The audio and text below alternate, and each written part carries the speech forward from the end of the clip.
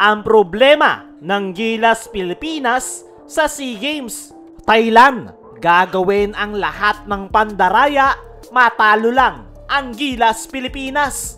Ilang araw na nga lang ang binibilang bago ang pagbubukas ng SEA Games. Pero hindi pa nga nagsisimula. Kabi-kabila na yung pandarayang ginagawa ng Thailand. Una ay yung delaying tactics. Hindi naglabas ng konkretong rules ang Thailand. Una ay sinabi nilang passport lang ang kailangan. At noong nakabuo na ng lineup, si Coach Norman Black, biglang binago ng Thailand ang kanilang ruling. Actually, 4 na beses daw ni-revise ni Coach Norman Black ang lineup ng Gilas Pilipinas dahil sa pabago-bagong ruling ng Thailand. Maging si Poy Eram mga chong ay hindi na ipasok sa official lineup sa hindi malamang dahilan.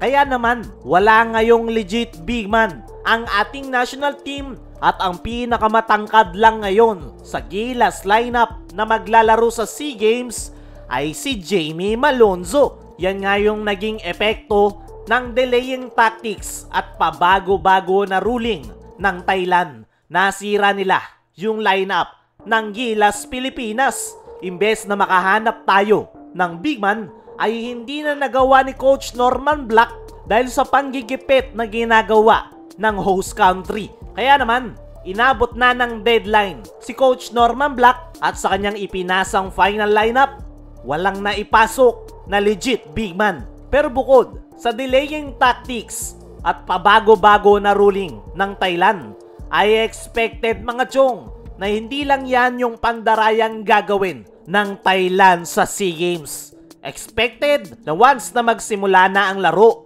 ay doon na magsisimula yung magic. Sa mismong laro na mararamdaman ng Gilas yung pandaraya ng Thailand. At isa sa mga expected na mangyayari dyan ay yung bad officiating o maling tawag ng mga referee. Yan nga yung dapat i-anticipate ng Gilas Pilipinas ni Coach Norman Black once na magsimula na ang SEA Games.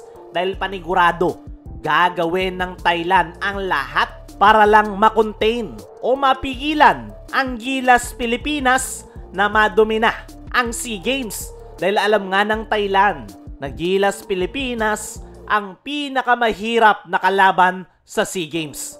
Kaya once na mapigilan nila ang ating national team ay malaki yung chance nila na makuha ang gold medal. At hindi malabong mangyari talaga yung cooking show once na magsimula na yung laro. Dahil hindi pa nga nagsisimula ay grabe na yung pandaraya ng Thailand.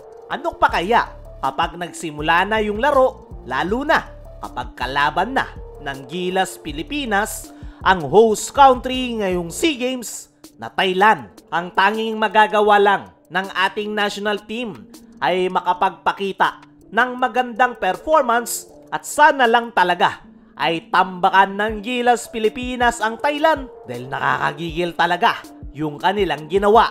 Kaya mga chong, ano ang masasabi nyo? Nagagawin ng Thailand ang lahat ng pandaraya para lang matalo ang Gilas? Comment mo lang dyan sa ibaba. Dumako naman tayo dito sa kabilang balita, ang problema ng Gilas Pilipinas sa SEA Games. Hindi pa nagsisimula ang SEA Games ay kabi-kabila na agad yung naging problema ng Gilas. Una ay yung eligibility ng mga players kung saan naubos yung original lineup ni Coach Norman Black.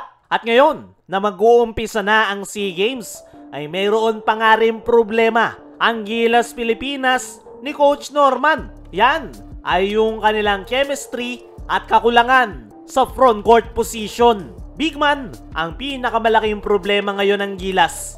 Tanging si Jamie Malonzo nga lang yung pinakamalaki ngayon sa kanilang lineup. Meron nga silang big man pero undersize para sa center position. Kaya naman i-expect nyo na sa pagsisimula ng SEA Games ay yung front court position yung iindahin ng Gilas once na makatapat nila yung mga kupunan na mayroong mga naglalakihang big man. Para sa akin mga chong, mahihirapan talaga ang Gilas Pilipinas ngayong SEA Games. Kulang na nga sila sa team chemistry dahil hindi sila makapag-practice na maayos dahil sa pabago-bagong ruling. At ang isa pang problema ay wala silang solid big man na maaasahan sa loob ng painted area. Kaya naman, hindi na ako magugulat kung hindi makukuha ng Gilas Pilipinas ang gold medal ngayong SEA Games. Dahil yan sa kagagawan ng Thailand. Pero sana lang talaga ay makuha pa rin natin ang gold medal at ang pinakagusto ko ngang mangyari dito mga chong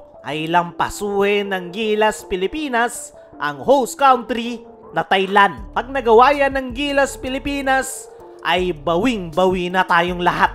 Kaya mga chong, ano ang masasabi nyo sa malaking problema ni Coach Norman sa Gilas Pilipinas ngayong SEA Games? Ano rin yung masasabi nyo sa mga pandarayang ginawa at gagawin ng Thailand ngayong SEA Games against Gilas? I-comment mo lang dyan sa ibaba.